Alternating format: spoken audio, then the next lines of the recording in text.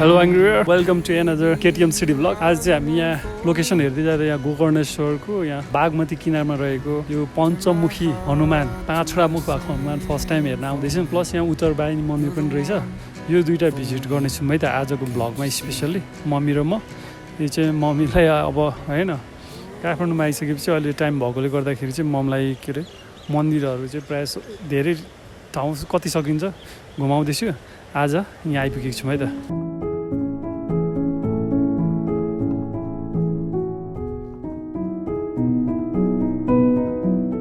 हिन्दू पुराण अनुसार एकपटक रावणका भाइ अहिरावणले भगवान राम र लक्ष्मणलाई पातल लोकमा अपहरण गरेर लगे। उनीहरूलाई बचाउन हनुमान पातल पुगे। अहिरावणलाई मार्न 5 दिशामा एकैचोटि बलिरहेको 5 दीपक निभाउनु पर्ने थियो। त्यसका लागि हनुमानले 5 मुख धारण गरे। यी 5 मुखबाट 5 दीप निभाएर अहिरावणको वध गरिएको कथा प्रसिद्ध छ। त्यही कथालाई आधार मानेर यहाँ पञ्चमुखी हनुमान बनाइएको रहेछ। यहाँ आएर हिन्दू पुराणको अर्को कथा जान्ने मौका पाए। पञ्चमुखी हनुमानको दर्शन गरिसकेर हामी नजिकै रहेको ध्यान केन्द्रभित्र पनि गयौँ। अन्डरग्राउन्ड रहेछ। विशेष त सडानन्दले पनि यहाँ ध्यान गर्नुभएको थियो रे। त्यही भएर पनि मलाई झनै उत्सुक बनायो। अहिले चाहिँ हामी हवन कुण्डमा आएको छौँ। यहाँ चाहिँ आएर ध्यान गर्नु मिल्ने ठाउँ रहेछ। यो एकदम राम्रो ठाउँ पत्ता लाग्यो ध्यान गर्नुको लागि। ल जाउँ माथि अब।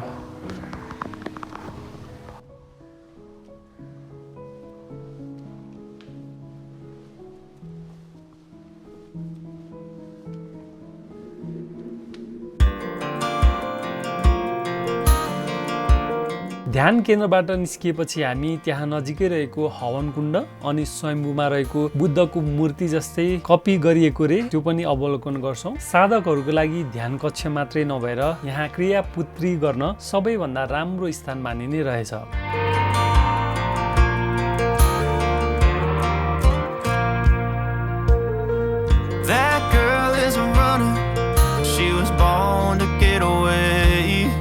माथिबाट देखिने दृश्यावलोकन गरिसकेर हामी किनारा छेउमा एउटै ढुङ्गाले बनाएको बुढा नीलकण्ठमा रहेको सुतिरहेको विष्णु भगवानको पनि दर्शन गर्न आइपुग्छौँ।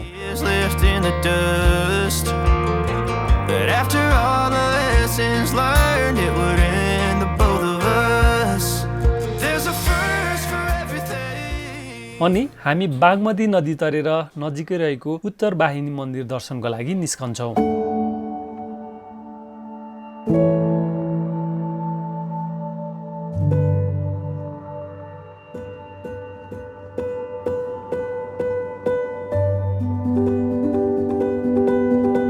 यहाँ बागमती नदी उत्तरतर्फ बग्ने भएकोले यो मन्दिर उत्तरवाहिनी भनेर चिनिएको रहेछ।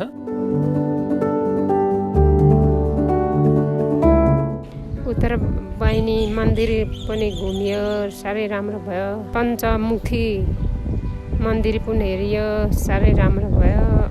कहिले नआएको ठाउँमा आएर हेरियो। अब फर्किने आमा छोरा। बागमती खोला सिरानमा रहेछ, उसको सिरपट्टि रहेछ यो मन्दिरहरू। राम्रै लाग्यो, धेरै राम्रो लाग्यो, हेर्नु पाइयो।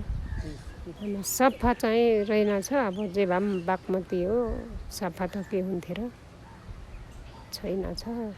ठाउँ चाहिँ राम्रो रहेछ, खेती किसानहरू रहेछ, सबै कुरो रहेछ, राम्रै लाग्यो।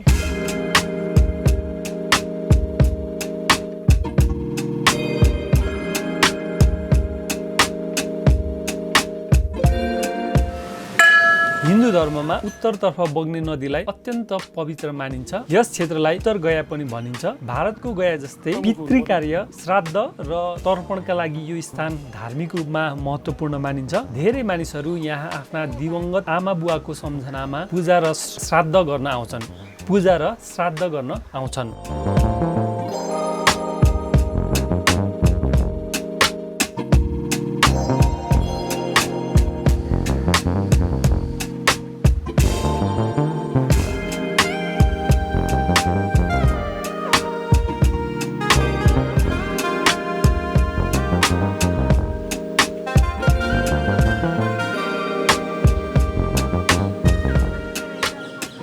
अहिले चाहिँ हामी यो के अरे पञ्चमुखी मन्दिर, यो चाहिँ गोकर्णेश्वर एरियामा रहेको। यो ठ्याक्कै यतापट्टि चाहिँ गोकर्ण रिसोर्टको ब्याक साइडमा रहेछ क्या। यो बागमती किनारमा गोकर्णेश्वरमा अनि यहाँ चाहिँ पञ्चमुखी हनुमान र यसको छेउमा चाहिँ उत्तरवाहिनी मन्दिर छ। यो ठाउँको लोकेसन चाहिँ मलाई एकदम पिस, शीतल, कस्तो रुखहरू कस्तो दामी शान्त क्या। त्यो त खोइ एक्सेस त्यति नभएर हो कि यताहरू मान्छे चाहिँ खासै आउँदैन रहेछ, ठिकै आउँदो रहेछ, खासै आउँदैन भनौँ न। तर जे होस् मलाई त राम्रो लाग्यो। यो नदी किनारमा पनि भयो अनि जङ्गलमा पनि भयो। हामी यहाँ डुबिसक्यौँ मैले। पञ्चमुखी हनुमान र उत्तरवाहिनी मन्दिर दर्शन गरिसकेर हामी सिधै हस्पिटल फर्कन्छौँ। हस्पिटलमा काम सिधिएपछि मम्मीलाई फेरि किराँतहरूको जङ्गल डुलाउन ल्याउँछु, जहाँ हरेक वर्ष उधौली र उभौलीमा पूजा गरिन्छ। त्यो चम्मर बनाएको थुन्से यता रहेछ, चुलाइ 3 चुलाइ यतासम्म तोम्बा राखिदिएछ। अनि के अरे चिन्डो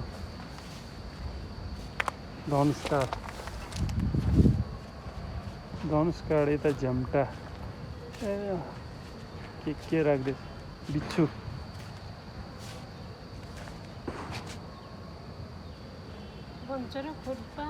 कोदालो बनाएको थियो। कोदालो चाहिँ अलिक के पाराको बनाएछ, हातको चाहिँ बुढ्यौँला के अरे राम्ररी नखुम्चिने। यहाँ मासु पलाएको छ भने खोइ। हाम्रो मम्मीको चाहिँ स्वास्थ्य समस्या भएर अहिले चाहिँ काठमाडौँमा आउनुभएको छ। अनि हामी चाहिँ उपचार गर्दैछौँ। मम्मीको मेन समस्या भनेको टाउको यसरी आफै हल्लिने। अब सबै जाँच गर्दा चाहिँ टेक्निकल्ली चाहिँ कुनै पनि प्रब्लम देखेन। अनि 1 महिनाको लागि औषधि दिइरहेछ। अब यो जेठ 13 गते चाहिँ फेरि हामी त्यहाँ फलोअपमा जान्छौँ, न्युरो हस्पिटल यहाँ बाँसबारीमा भएको। अनि त्यसपछि अर्थोपेडिकमा पनि गइरहेछ। मम्मीको यस्तो यस्तो बुढ्यौँलाई यस्तो फोल्ड हुँदैन कि, अनि त्यो चाहिँ अपरेसन गर्नुपर्ने भयो। 20 गते छ। अनि दाँत पनि यस्तो हल्का यस्तो दुखेर मिलाउँदैछु, त्यो पनि ठिकै छ, चलिरहेछ, त्यस्तै चलिरहेछ है त। अब जेठ 20 गतेसम्म त अनिवार्य बसाइ हुने भयो। त्यसपछि के हुन्छ फेरि अपडेट। त्यतिन्जेल हामी यसरी नै ठाउँमा घुमाउने। मम्मीलाई अल्छी लाग्छ बस्दा त्यही भएर। गोकर्णेश्वरको जङ्गलमा केही समय बिताइसकेपछि हामी फर्कने क्रममा बाटैमा रहेको चामुण्डा मन्दिर पनि निस्कन्छौँ।